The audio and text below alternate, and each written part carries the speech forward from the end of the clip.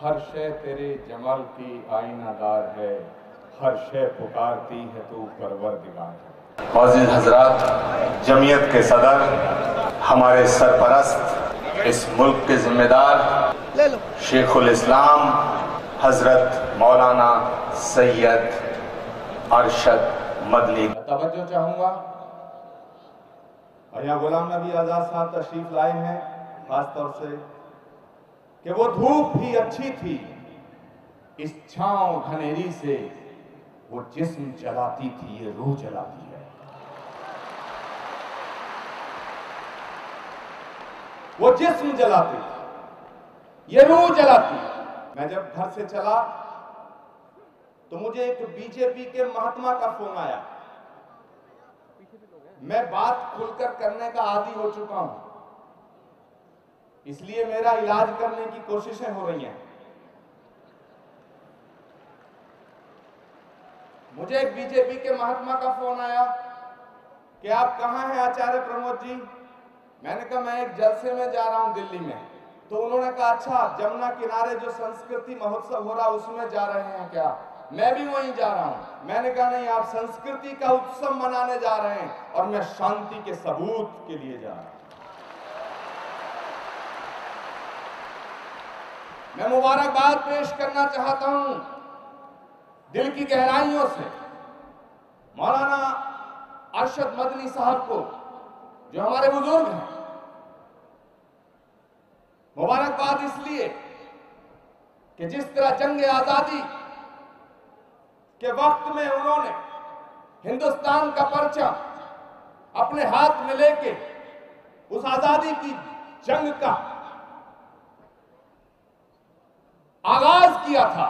मैं सलाम करता हूं जमीयत के इस झंडे को और तमाम उन नौजवानों को, जमीयत के तमाम साथियों को, और सलाम करता हूं, बिना सर पे टोपी लगाए और तिलक लगाकर सलाम करना चाहता हूं कि आप इस देश को एक रखने का जो काम कर रहे हैं वो मुबारकबाद के काबिल है। लेकिन मेरे दोस्तों, एक अजीब तरह का माहौल इस देश में आज चल रहा है। कल प्रधानमंत्री जी ने कहा कि पूरी दुनिया हमारा परिवार है। हम भी यही कहते हैं कि हम सब एक ही परिवार के हैं, पर मैं कहना चाहता हूं प्रधानमंत्री जी, पूरी दुनिया को अपना परिवार बताते हो पर अपने परिवार को अपनाते हुए शर्माते हो।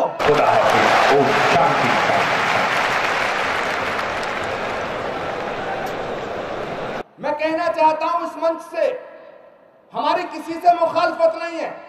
मुझसे पहले अभी जस्टिस साहब बोल रहे थे, वो कुछ ब्राह्मणों के लिए बोल रहे थे। मेरे दोस्तों, ब्राह्मण भी बुरा नहीं है, जाट बुरा नहीं है, सिख ईसाई मुसलमान ठाकुर अगड़ा पिछड़ा कोई बुरा नहीं है। बुरा अगर कोई है तो वो ख्याल है जो हमारे बीच में दीवारें खड़ी करता है।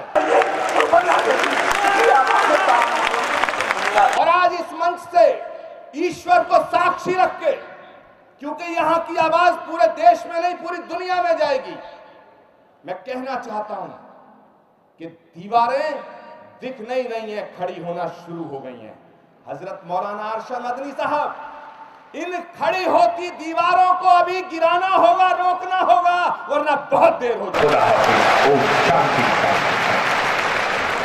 जब सुभाष चंद्र बोस ने बंगाल से कहा था कि तुम मुझे खून दो मैं तुम्हें आजादी दूंगा, उसने नहीं सोचा था कि यह मुल्क केवल बंगालियों का रहेगा।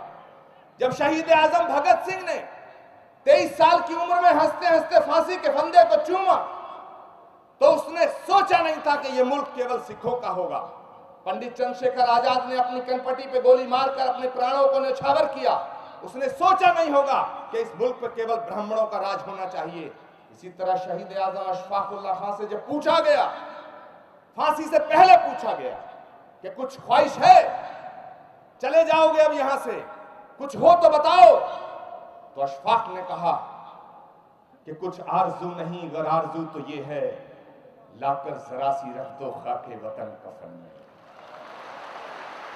मेरे दोस्तों, हम सरदार भगत सिंह के बलिदान को नमन करते हैं, सुभाष के बलिदान को नमन करते हैं, लेकिन अशफाक की कुर्बानी को नजरअंदाज नहीं किया जा सकता है। हम चंद्रशेखर आजाद के बलिदान को नमन करते हैं, मेजर आशाराम त्यागी के बलिदान को नमन करते हैं, लेकिन वीर अब्दुल हमीद की कुर्बानी को नजरअंदाज नहीं किया जा सकता। ये तमाशा क्या हो रहा है फिर इस देश में?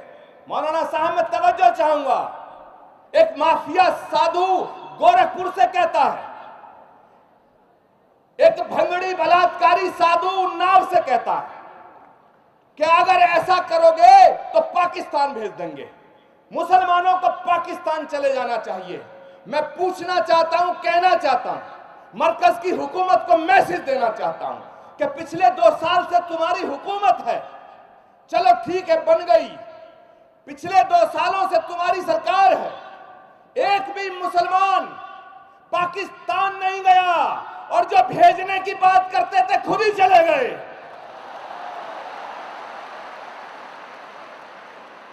खुद चले गए, और चले नहीं गए, बिना बुलाए चले गए, और बिना बुलाए नहीं हजरत, बिना बताए चले गए। ये क्या तमाशा है? इस देश ने हजरत, आप गवाह हैं जंग आजादी की लड़ाई से लेकर आज तक, उस लड़ाई से लेकर आज तक गवाह हैं, क्योंकि आपने उसमें अहम भूमिका निभाई है। इस देश ने मेरे दोस्तों बड़ी आंधियां देखी हैं। गुलाम नबी आजाद साहब आपने बहुत दौर देखा है, या खुर्शीद साहब बैठे हैं, तमाम यहाँ उलमा इकराम तशरीफ फरमा है, हमारे सभी मुअज़्ज़िज़ हजरात यहाँ तशरीफ फरमा है। बड़े अदब के साथ कहना चाहता हूं, इस देश ने बड़ी आंधियां देखी हैं, बड़े तूफान देखे हैं, बड़े बवंडर देखे हैं। मेरे दोस्तों, जब बवंडर आता है तो कोई भी लफंडर बादशाह बन जाता है।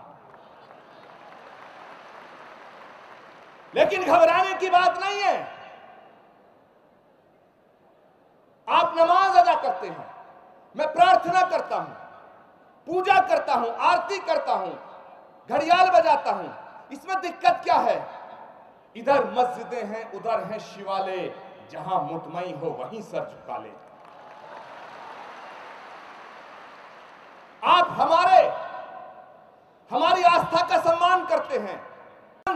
ये नहीं कहता कि किसी भी धर्म के मानने वाले आदमी का अपमान किया जाए, और इस्लाम के अंदर कहीं यह नहीं लिखा है, बल्कि लिखा है किसी दूसरे धर्म के पेशवाओं की बेइज्जती ना करो। पता नहीं वो भी आपका नबी हो। जो इस्लाम ये सिखाता है, जो इस्लाम ये बताता है कि मोहब्बत, खिदमत, कुर्बत, इबादत ये इंसानियत की बातें हैं, उस इस्लाम को मानने वाला कोई मुसलमान आतंकवादी कैसे हो सकता है? लेकिन आज एक हवा चलाई जा रही है, मैं कह रहा हूं कोशिश हो रही है, और कोशिश नहीं साजिश हो रही है कि मुसलमान को आतंकवादी सिद्ध कर दो, मुसलमान को देश का गद्दार सिद्ध कर दो। मैं पूछना चाहता हूं कि गांधी की हत्या किसी मुसलमान ने नहीं की, इंदिरा गांधी की छाती को छलनी किसी मुसलमान ने नहीं किया, राजीव गांधी के टुकड़े किसी मुसलमान ने नहीं किए, ललित माकन के सीने पे गोली किसी मुसलमान ने नहीं मारी, बेअंत सिंह की कार के पर कच्चे किसी मुसलमान ने नहीं उड़ाए, हितेश्वर सैकिया के खानदान को किसी मुसलमान ने नहीं मारा। तो फिर जिन लोगों ने उनकी हत्याएं की, क्या उनकी कौम पूरी आतंकवादी कही जा सकती है? बड़ा जिम्मेदारी से सवाल उठा रहा हूं। तो जब वो आतंकवादी पूरी कौम को नहीं कहा जा सकता है, ऐसे ही कोई सिर्फ आदमी जो नाम से, चेहरे से मुसलमान लगता हो और वो हाथ में AK-47 लेकर के खून बहाता हो, माफ करना, मैं उसे मुसलमान मानने को तैयार नहीं। क्योंकि जो मुसलमान है वो आतंकवादी नहीं हो सकता है, और जो आतंकवादी है वो मुसलमान नहीं हो सकता है। किसी प्यासे को पानी पिलाने का नाम इस्लाम है साहब, किसी भूखे को रोटी खिलाने का नाम इस्लाम है। किसी गरीब को गले से लगाने का नाम इस्लाम है, किसी अंधे को रास्ता दिखाने का नाम इस्लाम है। इस्लाम दहशतगर्दी का मजहब नहीं है साहब। अगर दहशतगर्दी, गुनाह, जुल्म और कट्टरता का नाम इस्लाम होता तो माफ करना, पूरी दुनिया में यजीदियत फैलती, इस्लाम ना फैलता। और हजरत, ये बात सच्ची है कि जो चीज सख्त होती है, फैनेटिक होती है, कठोर होती है, वो फैलती नहीं है, सिकुड़ती है। फैलता वो है जो फिराक दिल और दरिया दिल होता है। मैं बड़े अदब के साथ कुछ बातें रखना चाहता हूं क्योंकि मुख्तसर वक्त है। एक बात, आप कहते हो घर वापसी। अगर कोई गरीब मुसलमान का लड़का, बड़े गौर से और जिम्मेदारी के साथ कह रहा हूं तमाम मीडिया के सामने, अगर एक गरीब मुसलमान का लड़का गरीब हिंदू की बेटी से मोहब्बत कर ले तो वो लव जिहाद। और इनके तमाम मुसलमान नेताओं के घरों में हिंदुओं की बेटियां हैं, ये लव संस्कार है क्या? ये लव संस्कार है क्या? कहते हो घर वापसी। अरे अगर घर वापसी करानी है तो शाहनवाज भाई की कराओ, मैं स्वागत करूंगा। मुख्तार अब्बास नकवी साहब की कराओ, हम स्वागत करने को तैयार हैं, पहले कराओ तो सही। क्या तमाशा हो रहा है? मैं कहना चाहता हूं कि इस कौम को, इस मुल्क को बांटने की साजिश ना की जाए। और एक मैसेज जाना चाहिए। मेरी आवाज अगर आपके दिल तक जाए तो हाथ खड़े करके मुझे दुआ देना। आपकी तरफ से मैसेज मैं दे रहा हूं मरकज की हुकूमत को और सारे देश के तमाम सूबों की हुकूमत को भी कि हमारा भी वतन है ये।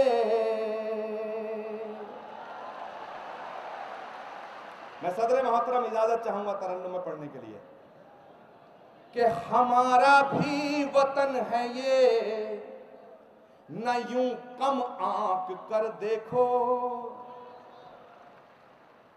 हमारा भी वतन है ये, न यूं कम आंक कर देखो। जरा कड़वी दवाई है मगर तुम फांक कर देखो।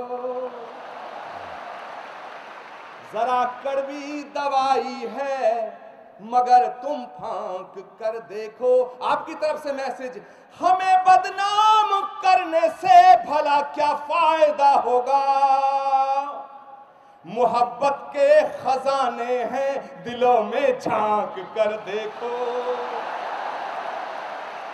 मोहब्बत के खजाने हैं दिलों में झांक कर देखो।